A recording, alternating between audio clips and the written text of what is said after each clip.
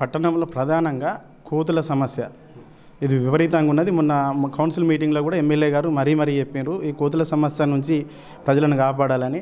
అందులో కొన్ని కాలనీలలో కోతులు పట్టించారు, కానీ ఇంకా కోతులు అదే విధంగా ఉన్నాయి. మళ్ళీ అదే కాలనీలో మళ్ళీ వస్తూనే ఉన్నాయి. కోతులు లేకుంటే ఏమైనా చేసే అవకాశాలు ఉన్నాయా? అసలు ఎట్లా ముందుకెళ్దాం అనుకుంటారు ఈ విషయంలో? కోతులది ఏంటంటే ప్రత్యేక ప్రణాళికతోటి ప్రత్యేకమైన రోజులు కేటాయించి చేయాల్సిన పరిస్థితి ఉంది.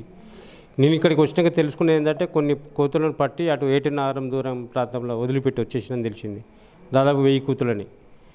అయితే పక్కా వేరే ఏదో కాటారం ఊరు నుంచి వచ్చి వాళ్ళు అక్కడ పట్టించేసి మన దగ్గర వదిలిపెట్టేసారు. సో మళ్ళీ అవి పోయినా కూడా మళ్ళీ మనకు వచ్చినట్టు అవుతుంది.